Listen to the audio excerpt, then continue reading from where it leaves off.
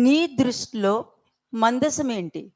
Now, what is the ark of the covenant of God in your sight? ఇశ్రాయేలు జనాంగము ఏ విధంగా నిబంధన మందసాన్ని receive చేసుకున్నారు? దావీదు ఏ విధంగా రిసీవ్ చేసుకున్నాడు? ఒబెదెదోము ఏ విధంగా రిసీవ్ చేసుకున్నాడు? ఎలీ పిల్లలు ఏ విధంగా రిసీవ్ చేసుకున్నారు? మరి మీరు ఏ విధంగా రిసీవ్ చేసుకున్నారన్నది తెలియాలి కదా. Now we have to know how people of Israel have received the ark of the covenant of God, how David has received, and how Obed-edom has received, and how Eli children also have received. We have to know. మీరు ఎలాగ receive చేసుకున్నారు కూడా చాలా అవసరం. Now it's very important that how you are also receiving it. నిబంధన మందసం అంటే ఒకటి దేవుని యొక్క మహిమ అని అర్థం. The ark of the covenant of the God means God's glory. ఈ మందసము శరీరముతో ఈ భూమి మీదకి వచ్చింది. And this ark of the covenant of God has come with the body onto this earth. ఆ కాలంలో నిబంధన మందసము గుడారములో ఉంటే ఈ కాలంలో నిబంధన మందసము మనుషుల మధ్యలో ఉంది. And during those days, the ark of the covenant of God was dwelling in the tabernacle, and in these days, it is dwelling among the people. నువ్వు విన్న వాక్యాన్ని ఎలా రిసీవ్ చేసుకుంటున్నావు? Now, the word every Saturday, Sunday, whatever is coming to you, how is that you're receiving it? చాలా మంది వాక్యం విన్నాను, నేను బలపరచబడ్డాను, బయటికి వెళ్ళిన తర్వాత అడిగితే సడన్ గా అడిగితే నాకేం గుర్తుండదండి. అదే నీ నిబంధన మందసం. వాక్యాన్ని నువ్వు ఎలా తీసుకున్నావు? నీకు అనుగుణంగా, నీ దృష్టికి అనుకూలంగా తీసుకుని వెళ్తున్నావే కాబట్టి నాకు గుర్తుకు రావట్లేదండి నువ్వు చెప్పగలుగుతున్నావు. You are actually receiving the word of God in accordance to your own convenience, and that's the reason why you're saying, when you go out, you're saying, I'm not able to remember the word of God. కదా, ఎందుకంటే నువ్వు నమ్మిన దేవుణ్ణి పవిత్రుడిగా పరిశుద్ధంగా తీసుకున్నావు అని అంటే నిన్ను అడిగిన ప్రతి దానికి సమాధానం చెప్పగలుగుతావు నువ్వు. If you have taken the God whom you have trusted, that the God is pure and holy, then you also will be able to answer everything. మనిషి కుమారుడు కూడా మనిషిలాగానే ఈ భూమి మీదకి వచ్చారు. The Son of Man also has come just like a pure man, mere man.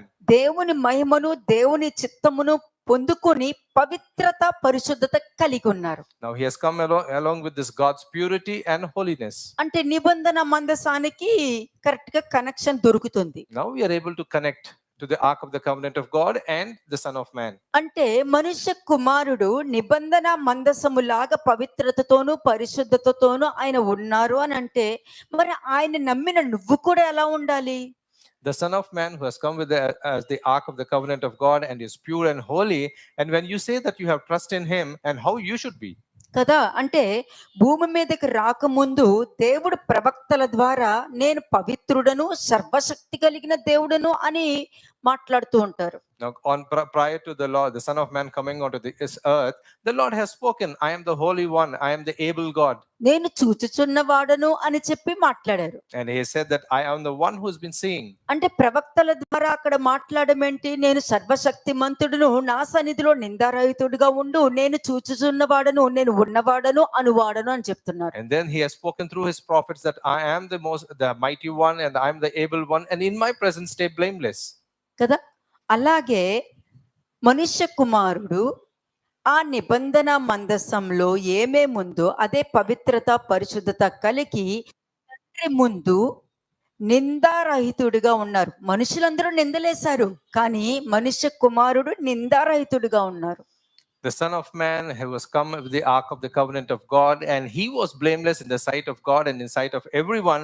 But the people, though they have blamed him, but he was blameless. సర్వశక్తిమంతుడు, గదోల్ అదోనై. He is the Almighty God. సర్వశక్తిమంతుడు అనంటే దానికి అర్థము తెలుసునా? భయభక్తులు కలిగి ఉన్నవాడు. He is the Almighty One. It means that he has the fear of his Father. నేను సర్వశక్తివంతుడను అనంటే నా యందు భయభక్తులు కలిగి ఉండు అని అర్థం అక్కడ. When he said that I am the Almighty One, it means that fear me. కాబట్టి ఇక్కడ తండ్రి నిందారహితుడిగా ఉండు అని ఏమైతే మాటలు చెప్పారో ఆ విధంగా జీవించడానికి మనుష్య కుమారుడు ఈ భూమి మీదకి వచ్చారు. Now what the Father said was, I am the one, and I am holy, I am pure, I am Almighty One, and then accordingly the Son of Man has come onto this earth to live. కదా, అంటే ఆ విధంగా నడవడానికి వచ్చారంటే ఎవరికి చూపించడానికి వచ్చారు? ఎవరి మధ్యలో నడవడానికి వచ్చినారు? Now the Son of Man, when has come onto this earth, to whom he wants to show and among whom he wants to dwell. ఎవరి కోసము? For whom did he come?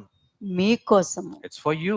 ఈ భూమి మీద ఉన్న సర్వ మానవాళి కోసము ఏ విధంగా పవిత్రంగా ఉండాలి, ఏ విధంగా పరిశుద్ధత కలిగి ఉండాలి, ఏ విధంగా నిందారహితంగా ఉండాలి, దేవుడు చూస్తున్నారు అని తెలుసుకొని ఉండాలి అన్నది ఇవన్నీ చూపించడానికే మనుష్య కుమారుడు వచ్చారు. కానీ ఇది తప్ప సిలువ మాత్రమే చూస్తున్నారంటే ఆలోచించండి ఒకసారి.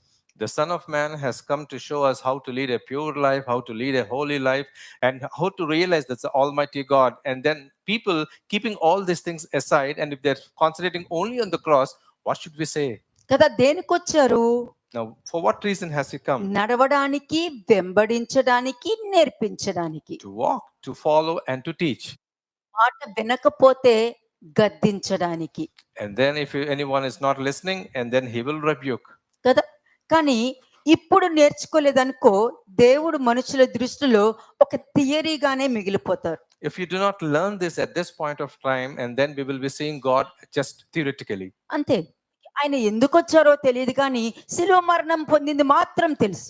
Many people, they do not realize the reason why the Son of Man has come, but they will talk about the crucifixion. ఏదైనా అడిగామనుకో పాపాలని తీసేయడానికి అని అంటారు కానీ తండ్రి చిత్తం జరిగించడానికి ఏ విధంగా నడవాలి, ఏ విధంగా మార్చుకోవాలి, ఏ విధంగా నేర్చుకోవాలి అన్నదాన్ని ఎవరు మాట్లాడరు. People will say, yes, He has come to remove all our sins.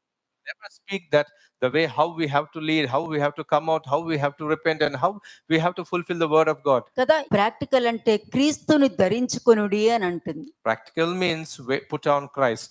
అంటే దేవుని మందసము అంటే మధ్యవర్తి.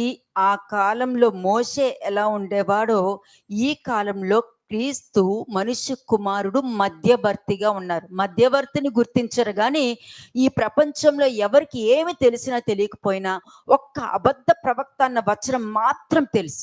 In those days, how Moses was there as a mediator between the God and the people of Israel, in the same way, even the Son of Man is now as a mediator between the Father and each one of us.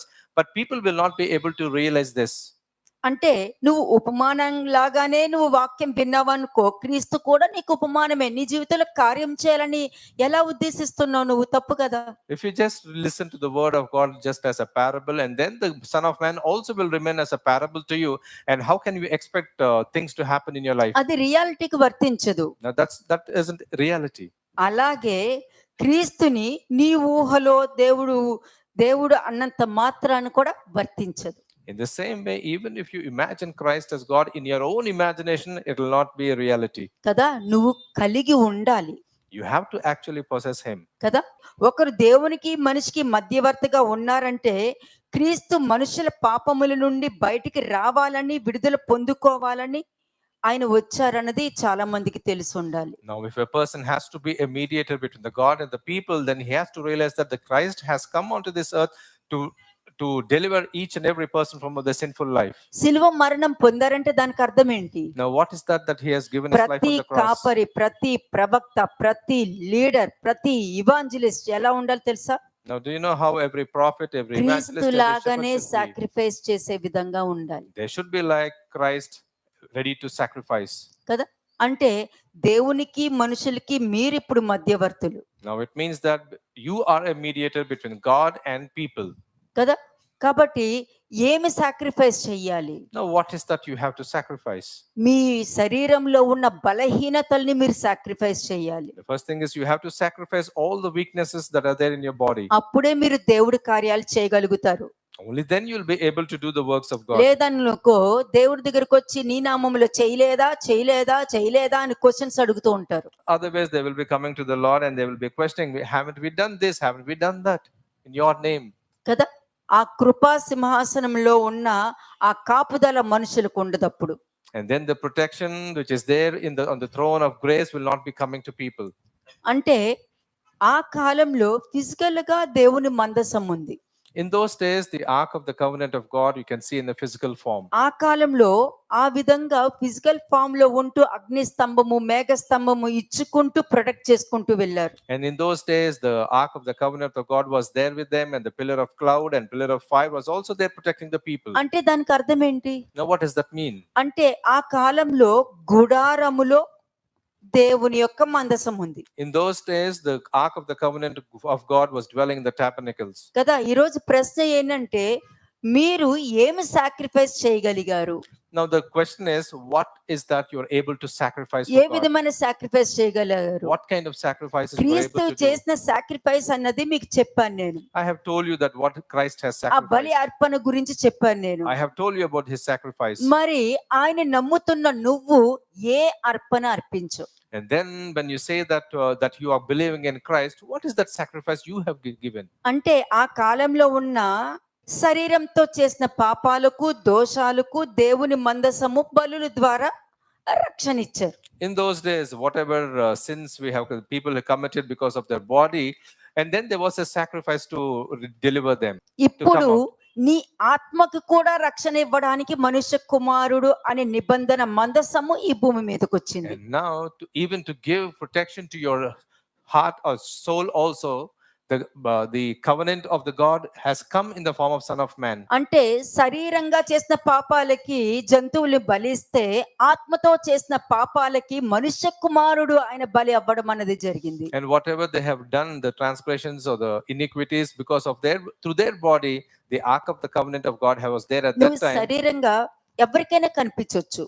Physically, you might appear to anyone, నువ్వు లోపల ఏముంటావో అదే నువ్వు. but whatever you are inside, that is actually what you are. అదే ఏ ఆత్మను కలిగి ఉన్నావో ఆ ఆత్మకు నీకు రక్షణ ఉందా అని అడుగుతున్నాను నేను. Whatever spirit you have inside you, do you have protection for that particular spirit? దానినే బ్రిట్ కదాష అంటారు, అంటే న్యూ కవెనెంట్ అని అంటారు. And that is what is called new covenant. ఎందుకంటే ఇశ్రాయేల్ జనాంగము చెడ్డ సమాచారం నమ్మేశారు. Now the people of Israel, they have believed in the bad report. మోషే మీద వాళ్ళందరి మీద అరిచేశారు. They have murmured and they shouted against దాని Moses. తర్వాత దేవుడిచ్చిన శిక్షను చూసి భయపడ్డారు. And then when the punishment has come from the God, they got afraid. భయపడిన వెంటనే అభిప్రాయాలు మార్చేసుకున్నారు. And immediately they changed their mind. అది కూడా వాళ్ళదే అభిప్రాయం. And that also belongs to them. They మేము don't పాపం understand. చేసాము, తప్పు చేసాము, మేము ఏం చెయ్యాలని అడగలేదు వాళ్ళు. They didn't ask Moses like, we have sinned and what should we do next? అదే గుర్తుంచుకోండి, దేవుణ్ణి అడగకుండా మీరు తీసుకునే ప్రతి నిర్ణయము నా దృష్టిలో అయితే పాపమే. And every decision you take without consulting the Lord, it is a sin in my view. ఎందుకంటే మీరు స్టోరీ రైటర్స్ లాగా ఉండకూడదు. You shouldn't be like a story అంత writer. బాగుంటదని నేను చేశాను, వాళ్ళకి సహాయం చేయాలని చేశాను, అయ్యో పాపం కదా అని చేశాను అన్నది వర్తించదు అక్కడ. It is not about saying that, oh, I have helped them because they needed that and I thought it would be good. Though these things will not be valid. నేను అలా అనుకోలేదు, నేను ఇలా జరుగుద్దని అనుకో, ఇవన్నీ ఇదంతా కూడా story tellers, story writers. You shouldn't be saying that I didn't think like this, I didn't think like that. All these things comes under writing stories. అప్పుడు ఇశ్రాయేల్ జనాంగానికి వీళ్ళకి ఏం డిఫరెన్స్ కనబడుతుంది? And then what is the difference between the people వాళ్ళు of కూడా వాళ్ళ Israel and నిర్ణయాలు these people? తీసుకున్నారు కదా. And people of Israel also, they have taken నువ్వు their own ఎంత మంచి decision. నిర్ణయం తీసుకున్నా కూడా అది నీదవుతుంది కానీ దేవుడిది అవ్వదు. No matter how good decision you take, that is yours and that doesn't belong to God. అందుకనే క్రొత్త నిబంధన దగ్గరకు వచ్చేసరికి నీ ఆత్మకి కూడా రక్షణ అవసరం. నీ ఆత్మకి రక్షణ లేదనుకో, నువ్వు తీసుకున్న నిర్ణయం ప్రతిదీ కూడా పవిత్రమైనది, పరిశుద్ధమైనది, నేను చూస్తున్నాను కదా, నేనున్నాను కదా అని చెప్పుకుంటూ వెళ్తారు. And when it comes to the New Testament, even your spirit should be having protection. And if you do not have that protection, whatever decision you think, you will be thinking it's right in your own sight. అప్పుడు మీ నిర్ణయం ఏంటి? And then what is your decision? మీరు ఏం నిర్ణయాలు Now, తీసుకుంటున్నారు? what kind of decisions you're taking? క్రొత్త పాత నిబంధనలకి అన్నీ తెలుసు. The New Testament and the Old Testament, they know everything. అన్నీ తెలుసు. నువ్వేమి నేను ఇదే నమ్ముతా అదే నమ్ముతాను కాదు, వీళ్ళిద్దరూ కూడా కలిసే ఉంటారు. The New Testament కవల పిల్లలు the New Testament and the Old Testament are like twins staying together. You did not differentiate that. కదా. మీరు సపరేట్ చేయడం వల్ల ఇద్దరి విలువ కూడా కోల్పోతారు.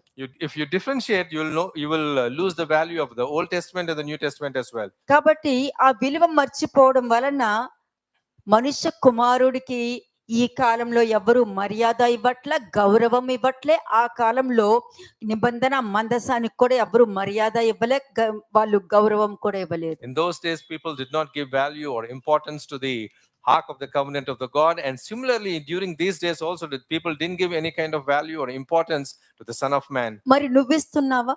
Now the question is, are you actually giving నువ్వు importance to the Son of ఇవ్వగలుగుతున్నావా? Man? నీ దగ్గరకు వచ్చే నిబంధన మందసానికి నువ్వు ఏ విధంగా ఆనర్ చేస్తున్నావు, ఏ విధంగా రెస్పెక్ట్ ఇస్తున్నావు, ఏ విధంగా రిసీవ్ చేసుకుంటున్నావు, ఒకసారి చెక్ చేసుకో, తర్వాత మాట్లాడుకుందాం. Now please examine yourself that when the ark of the covenant of God is coming to you, how is that you're able to honor it and how is that you're able to respect మీరు ఆలోచించవలసింది ఇది. Now this is what you have to think. మరి ఆ కాలంలో కూడా నిబంధన మందసం ఉంది కదా. In those days also there is Ark of the Covenant of God. కదా ఆ కాలంలో కూడా నిబంధన మందసం ఉంది. In those days also there is Ark of the Covenant of కష్టం God. వచ్చినప్పుడు గట్టిగా అరుచుకుంటూ ప్రార్థన చేసేవారు. Whenever they had some difficulty, they used to shout loudly and they used to pray. ప్రార్థన చేస్తూ ఏమనేవారు వాళ్ళు? And while praying, what is that they used to say? ఏంటి వినిపించట్లేదా మీకు అని అంటారు. And they used to ask God, are you not able to listen? ఇదే ఇశ్రాయేల్ జనాంగం అన్నారు. ఏంటి మాతో పాటు వచ్చే ఒక ఒక ఒక ఫిలిప్పీన్ లాగా నువ్వు ఉండిపోయావా, మాతో పాటు వచ్చే ఒక ప్రయాణికుడుగా అయిపోయావా, మా బాధ మీకు వినిపించట్లేదా అని అంటారు. And they have questioned the Lord, why is that you're not able to answer us? Why is that you're not able to listen to us? ఎందుకంటే కడుపు నిండా అన్ని ఉందనుకోండి, దేవుడికి గుర్తుకు రారు. The reason is they have all kinds of comforts and luxuries they have, and that's the reason why they're not able to remember the Lord. దేవుని గుర్తుపెట్టుకోరు. They will not remember the Lord. కష్టం వచ్చినప్పుడు కూడా దేవుణ్ణి ఆ గర్వంతోనే అడుగుతారే గాని తగ్గింపు గుణం అన్నది ఉండదు. And even during the times of difficulty also they would be praying to the Lord with all their ego, but they will never humble మరి themselves. ఆ నిబంధన మందసము గుడారంలో ఉండగానే కదా మరి వీళ్ళు మర్మరింగ్ గ్రమలింగ్ చేసింది. While the ark of the covenant of God was dwelling in the tent, these people started murmuring. మరి ఈ కాలంలో కూడా అదే కదా జరుగుతుంది. Even these days also the same thing is happening. అందరి నోట్లో నుండి చెప్పొచ్చు, దేవుడు దేవుడు దేవుడు దేవుడు దేవుడు అనొచ్చు Every person would be saying God, God, God. కదా. కానీ వాక్యానికి తెలుసు నువ్వు ఎలా ఉన్నావా అన్నది. But the word of God knows how you are. చూడండి Hebrew 10:29 to 31. 29 to 31. Now let's go to Hebrews chapter 10 verses 29 to 31. హెబ్రీయులకు రాసిన పత్రిక 10వ అధ్యాయము 29వ వచనం నుండి. ఇట్లుండగా దేవుని కుమారుని పాదములతో త్రొక్కి తాను పరిశుద్ధపరచబడుటకు సాధనమైన నిబంధన రక్తమును అపవిత్రమైనదిగా ఎంచి కృపకు మూలమగు ఆత్మను తిరస్కరించిన వాడు ఎంత ఎక్కువైన దండనకు పాత్రులుగా ఎంచబడినని మీకు తోచును. పగ తీర్చుట నా పని, నేనే ప్రతిఫలం ఇత్తుననియు మరియు ప్రభువు తన ప్రజలకు తీర్పు తీర్చుననియు చెప్పిన దానిని ఎరుగుదుము గదా. జీవం గల దేవుని చేతిలో పడుట భయంకరము. భయంకరం అంటే ఏంటి? Now what is that fearful means? భయంకరం అంటే ఏంటి? What is the meaning of being fearful? మంచి వాళ్ళు తప్పు చేసి దేవుడి చేతిలో పడ్డారంటే వాళ్ళకి దేవుణ్ణి సమాధాన పరచుకోవడం తెలుసు. కానీ చెడ్డవారికి దేవుణ్ణి సమాధాన పరచుకోవడం తెలియదు. నాకు దేవుడు ఉన్నాడు, నా దేవుడు నాకున్నాడు, దేవుడు నాతో మాట్లాడతారు, దేవుడు నేను వాక్యంతో దేవుడు నాతో మాట్లాడుతూ ఉంటారు, దేవుడికి అన్ని తెలుసు అని చెప్పుకుంటూ తిరుగుతారు వీళ్ళు. Good people, when they commit any sin, it's good that they fall into the hands of the God, and these people will be able to know how to make peace with the Lord. But evil people, when they commit some sin, they will not come in the fold of God, but they will be saying that I know God, I know this, I know that this is how they speak. మరి ఏం అడ్డుపడుతుంది? Now what is that a stumbling block? అంటే జలప్రలయానికి నీకు క్రీస్తు అడ్డుగా ఉన్నట్టు ఉన్నారా లేదా? అటువంటి ఫ్లడ్స్ నీ మీదకి రాకుండా, అటువంటి భయంకరమైన ఉపద్రవాలు, కష్టాలు, శ్రమలు నీ మీదకి రాకుండా మధ్యలో దేవుడు ఉన్నారా లేదా? Are you able to see that the Lord is there between you and those fearful floods? ఎందుకంటే మనుషులకి దేవుడికి మధ్యలో ఆ కాలంలో మోషే కూడా ఉన్నాడు కదా. Because Moses was there in those days. Moses was there between the God and the people. అతడు పవిత్రమైన వాడు, సాత్వికుడు కాబట్టి అతడు చెప్పినా విన్నారు. Now Moses is pure, and then he is a humble person, and when he has spoken, God has listened to him. అలాగే మనుష్య కుమారుడు కూడా, నాయనా ఒక్క సంవత్సరము సమయం ఇవ్వండి, నేను మంచి ఎరువు వేసి మంచిగా పోషిస్తాను అని చెప్పారు, లేకపోతే నరికేద్దాము అని అంటారు. Even the Son of Man also requested the Father that please give us one year time, I will take care of this people, if else you can. కదా. మరి జల ప్రళయానికి నోవాహుకి మధ్యలో క్రీస్తు కనిపించారు. And Christ was there in between the people and the floods. మరి మీకు? What about you? Sodom గొమొర్రాకి నీకు దేవుడు అడ్డుగా ఉన్నారా? Now the Lord is there between you and Sodom and Gomorrah. మరి లోతుకి అడ్డుగా ఉన్నారు కాబట్టి వాళ్ళు రక్షించబడ్డారు. Now as the Lord was there between the Sodom and Gomorrah and Lot, he was able to be protected. కదా, చెప్పగలుగుతున్నాం కదా. Now we were able to say that. అలాగే అపోస్తలు పౌలు కూడా, నేను అతను ఏమేమి తప్పులు చేసేవాడో వాటి వలన ఏమేమి అతను పొందుకున్నాడో వాటన్నిటి నుండి కూడా నేను కూడా అడ్డుకొని క్రీస్తుని వెంబడిస్తున్నానని చెప్తూ ఉంటాడు. And even Apostle Paul also, he has been talking about his life, what all he did, what all committed, what all sins he has committed, and how he has taken up Christ and how he has మరి started leading his నేటి life. దినమున క్రీస్తు నీకు ఉపద్రవానికి అడ్డుగా ఉన్నారా, లేకపోతే నీ బలహీనతలకి నీకు దేవుడు అడ్డుగా ఉన్నారని ఆయన్నే తొలగించుకుంటున్నారా? Now today, please examine yourself whether the Christ is there between you and a disaster that would be coming upon your life, or just because Christ is there as a block between you and your weaknesses, you are able to just send Christ away. అదే దేవుడు వాక్యము. Now this is what the word of నీ God. బలహీనత విషయంలో, నీ తప్పుల విషయంలో direct గా వచ్చి నేను రెబ్యూక్ చేస్తున్నప్పుడు అక్కడ నువ్వు మార్చుకోవడానికి మనసు అంగీకరించకుండా వాళ్ళు తప్పు చేయలేదా, వీళ్ళు తప్పు చేయలేదా అని మాట్లాడావనుకో, వాళ్ళందరితో పాటు నువ్వు నాశనం అవుతావు. When the word of God comes to you and whenever you commit a sin, the word of God will rebuke you. Instead of receiving the rebuke, and if you say that these people have done that, these people also committed sin, then along with those people, you also will be destroyed. అప్పుడు నువ్వెవరు? Then who are you? క్రీస్తును చూపించి వేరొక కాయం అన్నమాట. నువ్వు క్రీస్తుకి సంబంధించిన ఆ చెట్టు కాయకి సంబంధించిన వాడు. Now, then you will be actually showing Christ, but you don't belong to Christ, you belong to some other tree. ఎందుకంటే మంచి చెట్టు మంచి కాయలు వేస్తుంది. క్రీస్తు ద్వారా, క్రీస్తు వాక్యం ద్వారా నువ్వు నిజంగానే మారు మనసు పొందావంటే దానికి తగ్గ క్రియలు, దానికి తగ్గట్టు మారు మనసు, దానికి తగ్గట్టు సమాధాన పడటం అన్నది నీకు ఆటోమేటిక్ గా వచ్చేస్తుంది, ఒకళ్ళు నేర్పించిన అవసరంలా. As a good tree would be yielding good fruit, so is the way. In the same way, if you are of Christ, you automatically you will realize your sins, you will be able to repent, and then you will be able to forsake them. నువ్వు క్రీస్తుని అడ్డు తొలగించుకున్నావు అని అంటే దానికి అర్థం ఏంటి? If you take away or push away Lord Jesus Christ. కదా, నువ్వు క్రీస్తుని అడ్డు తొలగించుకుంటున్నావు అని అంటే ఒక్కటే గుర్తు, నీకు దగ్గరకు వచ్చిన వాక్యానికి ఇంపార్టెన్స్ ఇవ్వకుండా నీ ఆలోచనకి, నీ మాటలకి, నీ జడ్జిమెంట్స్ కి నువ్వేమనుకుంటున్నావో దానికే నువ్వు ఇంపార్టెన్స్ ఇస్తున్నావు అని అంటే దానికి అర్థము క్రీస్తుని తొలగించుకున్నావు అని. When the word of God comes to you and you do not value the word of God and you give importance to your own understanding, to your own desires, it means that you have actually pushed away Christ from your life. అంటే నీ దగ్గరికి వాక్యం వచ్చినా, సమాధానం పడడానికి వచ్చినా దానికి importance ఇవ్వలేదు అని అంటే ఫిక్స్ చేసేసుకోవచ్చు, నీ పాపానికి కమ్మీసం ఉండదు అని. And in case if you are not able to, when the word of God comes to you and you are not able to receive it, కదా, you can actually fix in your mind that కాబట్టి you నీ don't belong to పాపము Christ. మరణానికి నడిపిస్తుంది. So your sin will lead to death. ఇదే ఇశ్రాయేలు చేసిన పాపం. Now this is the sin committed by the people of Israel. క్రీస్తు అంటే ఆ కాలంలో మనుషులు దేవునితో సమాధాన పడాలి అన్ని కూడా ఇష్టం చూపించేవారు కాదు. And people, they were not able to show any kind of interest or desire to make peace with the Lord. కదా, క్రీస్తు అంటే నిబంధన మందసం. ఆ కాలంలో మోషే, దేవుడు చూస్తారు కదా, మీరు ఎందుకు ఏడుస్తున్నారు, మీరు ఎందుకు గ్రమ్లింగ్ చేస్తున్నారు, మీరు ఎందుకు ఇలాగ దేవుని శోధిస్తున్నారు, ఎందుకు ఈ విధంగా చేస్తున్నారు అని మోషే అడుగుతున్నారు అని అంటే దానికి అర్థం ఏంటి? దేవుణ్ణే చెప్పినా కూడా వారి మాట వినట్లేదంటే దేవుణ్ణే అడ్డు తొలగించుకోవాలని చూస్తున్నారు. And Moses, during those days when he was questioning people and telling people that why is that you're behaving like this, why is that you're murmuring against the Lord, but people, they were not listening to whatever Moses was telling. It means that people have decided to push away Christ from their life.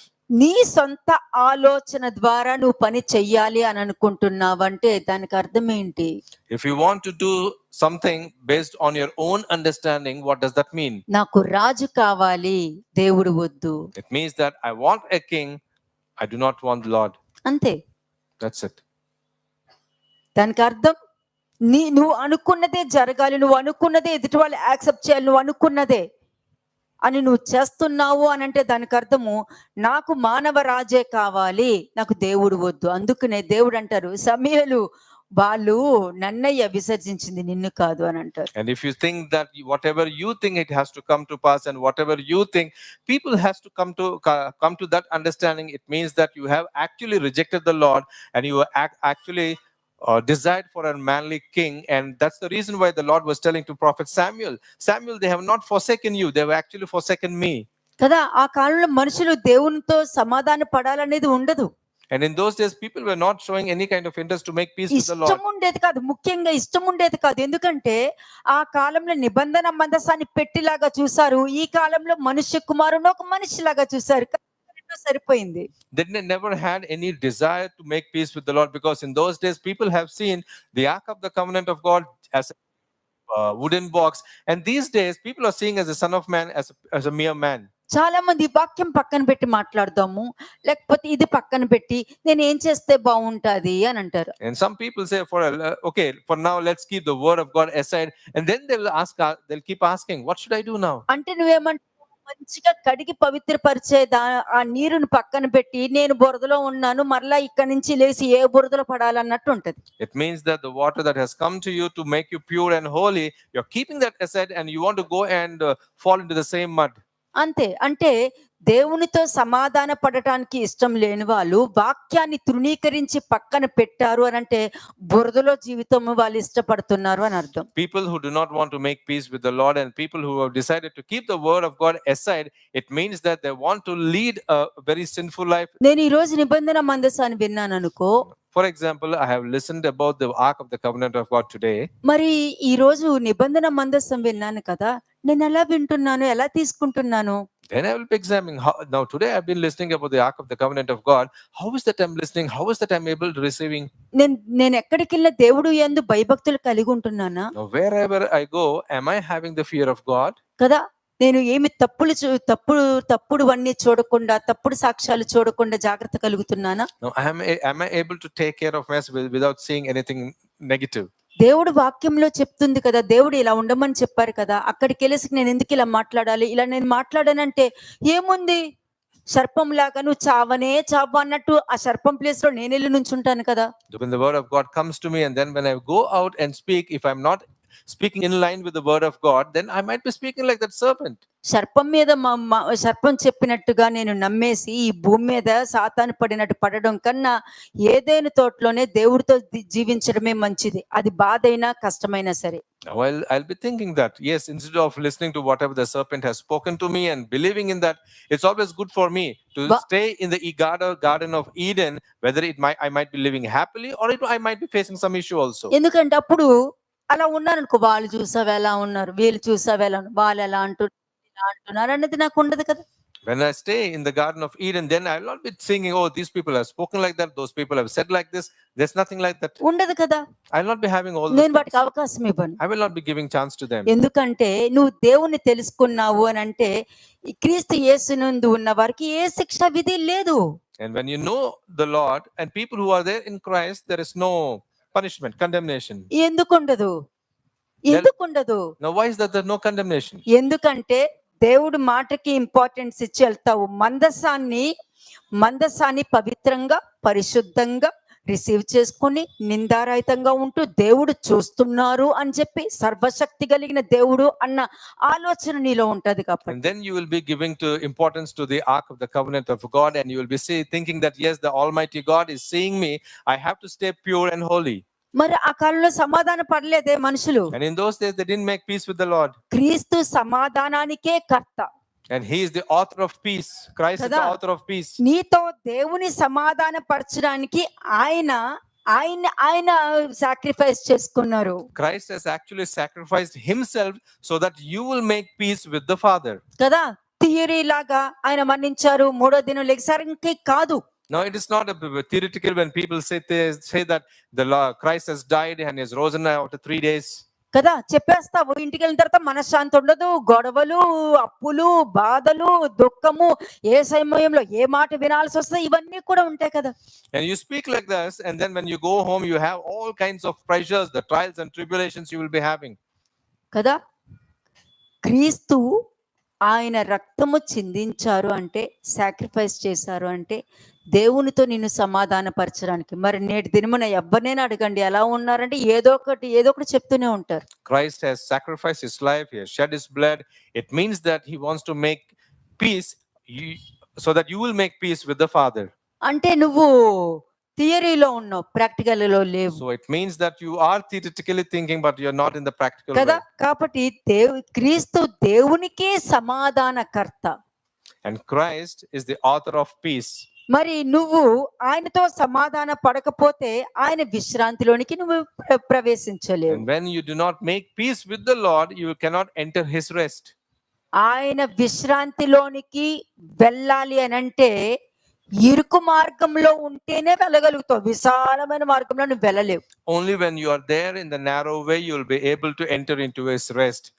But if you are there in the broad way, you will never be able to enter. అంతే, విశాల మార్గంలో ఏముంటది? నిప్పు ఆరదు, పురుగు చావదు. And when you enter into that broad way, you will have that the fire will not quench. ఎందుకంటే బాధ, దుఃఖము, కోపం వచ్చినప్పుడు ఇరిటేషన్, ఏదో ఒకటి మాట్లాడేయడము, వెళ్ళిపోవడము, ఇవన్నీ చేస్తూ ఉంటారు. And people, when they get some kind of grief, hurt, they keep speaking whatever they like. ఎవరు మిమ్మల్ని కాపాడుతున్నారు? Then who is that who's protecting you? ఏ వాక్యం కాపాడింది? Now, which word of God is able to protect you? ఏ వాక్యం కాపాడింది? Which word is protecting you? ఏ వాక్యాన్ని బట్టి నువ్వు మారు మనసు పొందుకున్నావో, ఏ వాక్యాన్ని బట్టి నీ జీవితం మారిందో, నీలో ఉన్న సువార్త కూడా నిన్ను కాపాడలేకపోయింది కదా. Based on the word of God that you have heard, and whatever the good news that is there within you, even that was not able to save you. కదా, ఏ సువార్త నిన్ను కాపాడిందో ఆ సువార్త కూడా నువ్వు దాన్ని బట్టి కూడా నువ్వు రక్షించలేదు. ఇంకా వాక్యం వినేవి రక్షించబడతావు. Now, when the good news is there with you, you're not able to get saved. And when you listen to the word of God, how is that you think that you'll be able to get saved? కదా, మారు మనసు పొందుకున్నప్పుడు ఒక మాట, పొందుకోనప్పుడు ఒక మాట. When you get transformed, you have one word, and when you do not get transformed, you have అంటే some other word. నీ నిబంధన అట్లాంటి నిబంధన అన్నమాట. No, it means that your ark of God is like that. నిబంధన మందసము నీకేంటి? నీకు నచ్చినప్పుడు మందసము, నచ్చకపోతే పెట్టే. Now, the ark of the covenant of God, whenever you like it, it is the ark. Whenever you do not like it, it is just a wooden box. మరి ఆయన విశ్రాంతిలోనికి ఎలా ప్రవేశించగలుగుతావు? విశాల మార్గంలో అయితే ప్రవేశించలేవు నువ్వు. Now, as long as you are there in the broad way, you will never be able to enter into his rest. ఇరుకు మార్గంలోనే సమాధానము, శాంతి, సంతోషము దొరుకుతుంది. Only in the narrow way, you will be able to find the happiness, the peace. కదా, అపవాది నీ దగ్గరకు వచ్చేటప్పుడు ఎలా ఉంటాడు? Now, Satan, when he comes to you, how will he జాగ్రత్తగా be? వింటున్నారా? Are you listening carefully? అపవాది మీ దగ్గరకు వచ్చేటప్పుడు వాడు ఎలా ఉంటాడో కూడా నీకు తెలియాలి కదా. Now, you should be knowing Satan, when it comes to you, how it would be acting. వాడు నీ దగ్గరకు వచ్చేటప్పుడు వాడితో నువ్వు సమాధాన పడాలని వస్తాడు. Now, when Satan comes to you, he ensures that you will be making peace with him. కానీ మనుషులు దేవునితో కన్నా అపవాదితో ఈజీగా, కను రెప్పపాటున ఈజీగా వాళ్ళు సమాధాన పడిపోగలుగుతారు. And people, instead of making peace with the Lord at the blink of eye, they will be making peace with Satan. కదా, ఎప్పుడైతే సమాధాన పడతారో వాళ్ళ సమాధానం పోతుంది. And whenever they make peace with Satan, their actual peace is gone. అది పోయిందని కూడా నువ్వు గ్రహించవు. నాకంతా బానే ఉంది, నాకంతా బానే ఉంది అంటే నెగిటివ్ లో కూడా పాజిటివ్ గా పలుక్కుంటూ ఉంటావు నువ్వు. And these people will never be able to realize that the peace has gone. And these people, though they are in the negativity, they will be thinking that they are positive. అంటే దానికి అర్థం ఏంటి? Now, what does that నీకు mean? సమాధానం లేనప్పుడు ఏది మంచో ఏది చెడు నీకు తెలియదు. చెడును మంచిగాను, మంచిని చెడుగాను నువ్వు చూస్తావు. When you lose the peace that comes from the above, you will not be able to understand. You will not be able to discern. You think whatever is good, you will think as evil, and whatever is evil, you think as good. They will be ఈ useless. రోజులు ఆదాము అవ్వని సృష్టించి దేవుడితో సమాధాన పడి ఆ వాళ్ళతో సహవాసం చేసి వాళ్ళతో కూర్చుని వాళ్ళతో తిని వాళ్ళతో తిరిగి అంత మంచిగా దేవుడు సహవాసం చేసిన వాళ్ళకి 5 నిమిషాల్లో వచ్చిన ఆ సర్పం వచ్చి వెళ్ళిన దానికి లొంగిపోయి ఏం చేస్తారు వాళ్ళు? The way how the Lord has actually had fellowship with Adam and how he was spending time with when them, and so many days the Lord has been spending time with them, just for 5 minutes sake, when the serpent has come, immediately they have believed in the serpent. అంటే వాళ్ళు వాడితో సమాధాన పడ్డాడు. వాడితో సమాధాన పడటం వలన వారి ద్వారా లోకంలో ఎవ్వరికీ సమాధానం లేకుండా చేశారు. అదే పాపము. And Adam and Eve, they were actually made peace with serpent, and because of that, they have ensured that there is the entire peace of the mankind has been lost. First మీరు తెలుసుకోవాల్సింది నిబంధన మందసము అంటేనే క్రీస్తు. The first thing you have to know is the ark of the covenant of God means Christ. కదా, ఇదంటే ఆ కాలంలో కూడా నిబంధన మందసం గురించి మంచి చెడులు దేవుడు మోషే ద్వారా బయలుపరచలేదు. And even in those days also, God had through Moses has revealed what to do, what not to do as far as the Ark of the Covenant of God is concerned. ఆయన ముందే చెప్పారు. ఏమంటే నేను ఇక్కడ ఉంటాను. అందరూ నా దగ్గరికి రావద్దు. మీరు మాత్రమే నా దగ్గరికి రండి అని ఎందుకు చెప్పారు అక్కడ? The Lord has spoken there that every person cannot come, only you come. Why is that the Lord has told them? ఎందుకు ఆ సీనాయి కొండ దగ్గరికి వెళ్ళడానికి ఎందుకు భయపడ్డారు వాళ్ళు? Now, why is that the people fear to go to the Mount Sinai? కదా అక్కడ ఒక కొండ ఫిజికల్ గా ఉన్న కొండను చూసి భయపడ్డారు అని అంటే మరి విన్న వాక్యాన్ని బట్టి ఎంత భయభక్తులు కలిగి ఉండాలి. అక్కడ ఆ కాలంలో వాళ్ళకి వాక్యం లేదు. దేవుడు మాట్లాడింది చెప్పుకుంటూ వెళ్ళారు. When they feared the physical mountain and how fearful they have to be as far as the Lord is concerned. And in those days, there is no scriptures available. Whatever the Lord has spoken, they have been listening to that. కదా నా ప్రవర్తన చాలు, నా ఆలోచన విధానం, నా లోపల క్రీస్తు ఉన్నారు అని అంటే నా బయట కూడా క్రీస్తే ఉంటారు. Now, you can simply see my behavior and my inner being. And if I have Christ in me, I'll be able to show him outside. అంతే, మందసాన్ని నువ్వు ఎలా తీసుకుంటున్నావో అదే నీ ఇల్లు. Now, how is that? You are receiving the Ark of the Covenant of God. That is your house. That's it. అంతే.